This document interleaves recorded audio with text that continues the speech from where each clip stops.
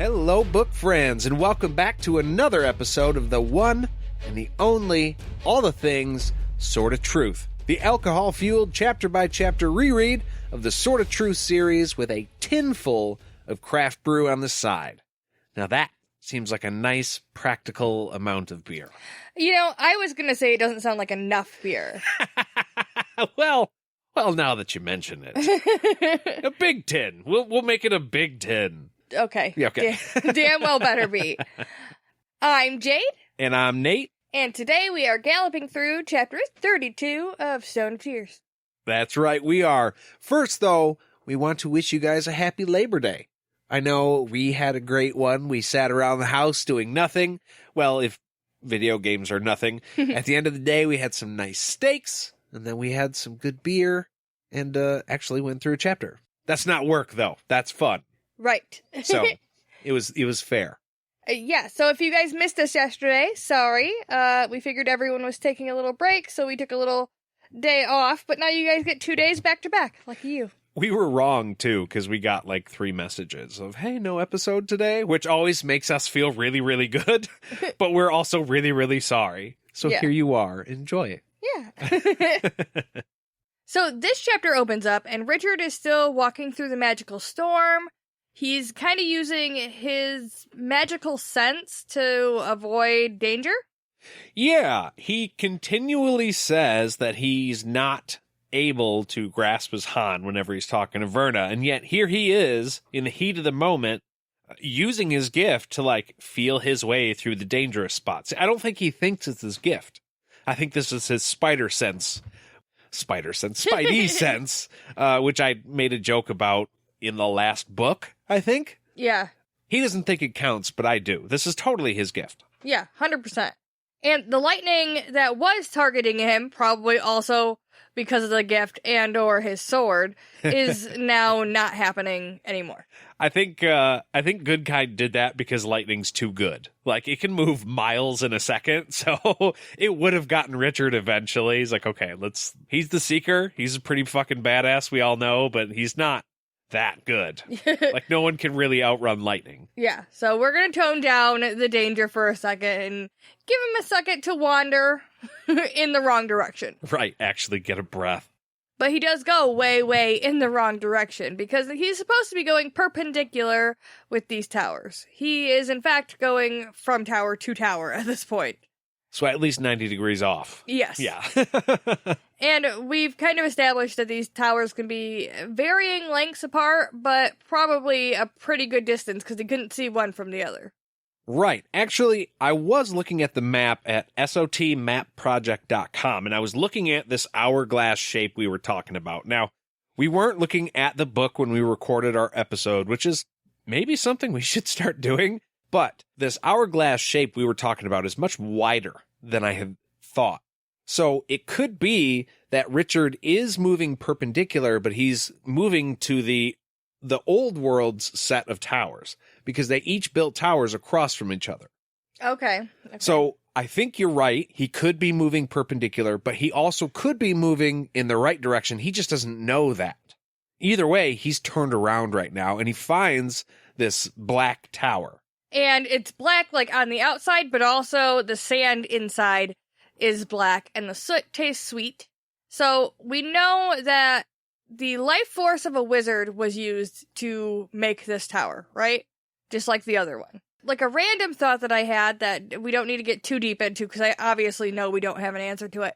I was just kind of curious as to the material that the tower was made out of, because apparently it's color-coded to what happened with the wizard inside. So I'm just wondering if they somehow created these blocks, or like the tower material after these wizards were dead, or if they like just shipped them in. If they're like, oh, it's a black one, Barry, bring the black stone.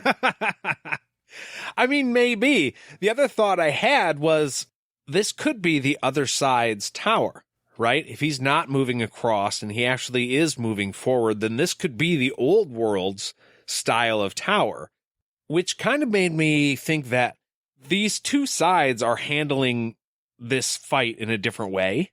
Like the New World's guy apparently died and he wasn't happy about it. And the Old World's guy died and apparently he was better about it, which could mean that at least that specific wizard, maybe not the whole side in general, but he really believed in what he was dying for. Yeah, he died to save somebody else on purpose. But it does raise, like, a weird question. Like, Richard himself is like, oh, this wizard here was altruistic. The other is ignoble. But really, is it not honorable to save yourself from being tortured? That seemed like a weird vein of thought, because even he himself is like, must I die wrongly to be honorable? But just in this instance, he knew that him killing himself to save himself from torture was going to allow the building of that tower, so he shouldn't have. I think Richard was more just pointing out the fact that these guys both died, and yeah, they both died with the intention of helping the tower be built, but one died more for his own purposes, and one died for more, the groups, for the cause, you know what I'm saying? Yeah. So I think that there is a difference there, but I don't think it's right to say that neither one should have done it. Or at least it's not right to say that the original guy with the bitter tasting soot in the White Tower shouldn't have done it, because it's not always honorable to, do the right thing, I guess. Why just subject yourself to torture? That makes no sense. Self-preservation and all that. Yeah, no matter how tough you want to be, eventually, you just can't anymore. You could turn that right around on itself again by saying, hey, if they tortured me and I talked, then I would be doing my side a disservice. So technically, killing myself helped too. I feel like we just need to know more about these wizards and exactly what was going on then. Because was it somebody from their side that they were torturing their own people to make the tower? Or was it an enemy? I don't know. If you guys have the answers about these towers and I'm forgetting or misplacing some information, I would super appreciate you to send us a comment or an email or any of the numerous ways we have for you guys to get a hold of us. Richard, however, quickly, smartly grabs up some of this fucking sand as he and the horse leave the tower. Because we talked about this a little bit in the last one too. This stuff is worth quite a bit of money, so it's real good to not leave it. Yeah, kingdoms have been given for this stuff. So he grabs a tinful. That's a lot. Yeah. Hey, he just retired. And I don't know exactly when we find out the information, but one speck of the black sand nullifies the white sand completely. So that's a good thing to have. Yeah. Oh, yeah. Got to keep that one in the old toolbox. The utility belt. Utility belt. I mean, come on. Without a utility belt, are you even really a seeker? No. Really? No. Batman's just laughing. So, after leaving the tower, he eventually sees his own footprints on the ground, and he starts to panic a little bit, because he's like, I have no idea how long I've been fucking walking in circles. Shit, I was just here. Oh no. Yeah, I think he fully starts to grasp that it's kind of hard to keep a straight course in this shit. Well, he wasn't exactly trying to go straight anyways. I mean, he was using the gift, there I said it, deal with that hot take, to guide himself through the danger that he sensed. So his goal wasn't necessarily a straight line in the first place. He might have had a direction in mind, but he was just avoiding the magic. Who knows how much that turned him around? Yeah, it's not exactly like the Boundary where you had a straight shot with shit on both sides. It's more of a windy. Yeah. I don't know which I would rather have. Probably the Boundary. Yeah, I mean, at least the Boundary is stationary. Most places you see it. Obviously, in the Narrows, where it moves, yeah, and you can't really trust it, that's a little different. But the Boundary is where the Boundary is, most places, and you can get close to it without necessarily going into it. This, moves around. But both of them have weird, creepy voices yelling out to you, being like, hey, come over here, get some ass. So, at this point in the chapter, things start to get interesting because Verna reappears, and Richard tells her to be gone a few times. again, like he thinks these visions are going to listen to him. It's the weirdest fucking thing to me that he's like shouting at these things that he doesn't think are real people. Well, I don't know. Richard kind of thinks outside the box. Maybe it's on a checklist of his, like, okay, maybe I can yell at it. Has anybody tried? You know? You see some horrible vision coming towards you, and you just go, no, go away. I don't like you. And it goes away. Then you're like, holy shit. Yeah. I just, like, if this is supposedly like a hologram, I don't know what shouting at it's going to do for you. Yeah, it is funny that that's his first go-to. I mean, for me personally, it'd be further down the list. Like, okay, let's try avoiding it. Let's try and use the gift to see our way through it, something like that. Listen to Verna, do whatever, but just holler at it would be pretty low down on the list, like after you're really desperate. Huck some rocks at it. Right. Verna tells him to leave her the fuck alone, and Richard starts to doubt the idea that she's a vision. Because every other one has been, like, enticing him, and this is the first one that's like, I don't give a shit about you, man. Yeah. Go away, don't fuck this up. She says she is with him, and Richard is tainted, so he must go. Yeah, and Richard, not to be outdone, he responds with, if you're a vision, you go. Yeah, it felt very, like, kindergarten. No, fuck you. You can't have my coloring pencils. You can't tell me what to do. I'm gonna tell you what to do. Also, I don't know if I'm the only immature one in the room, but anytime I hear the word taint or tainted, it makes me giggle. They've talked about Satan, or I'm sorry, the Keeper's taint a few times in this book already, and I'm like, and I haven't been able to say it yet because it hasn't been organic. So I just wanted to let everyone know I am that mature. Is that why you smile every now and again going through the notes while we record? Mm-hmm.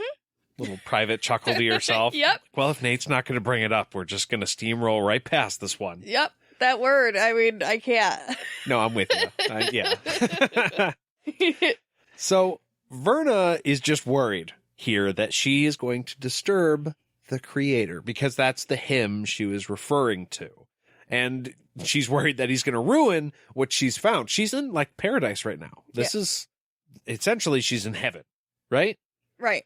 Richard says he doesn't see anyone, again. Ha.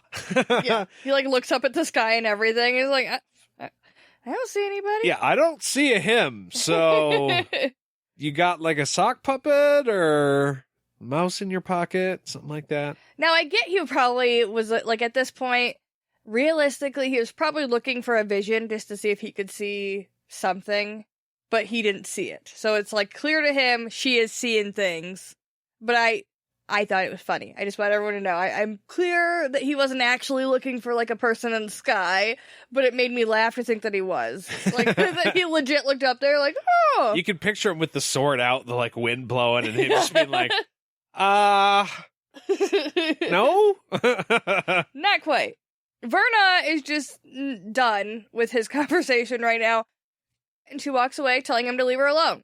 She's like, fuck this. I'm not even gonna try. I'm done. I'm with the creator. Bye. You're annoying me now. Goodbye. And Richard, he's not really sure if she's real at this point, although I kind of think that she is because she is looking at a vision that he can't see. If she was a vision, I think that the vision would have wanted him to see what she was seeing, to make it that much more scary, to like entice him to run in a wrong direction or whatever it wants him to do. Right. Also, she is the only thing that he's seen telling him to go away, to leave her alone, to not come this way. Right. She's the only one that's a little bit different. So obviously, or maybe not quite obviously, but it would seem that she's not a vision. He's not entirely sure, but he did promise that he would get Verna through to the other side. So he decides to keep pushing, to keep following her, and then he asks her to describe the creator.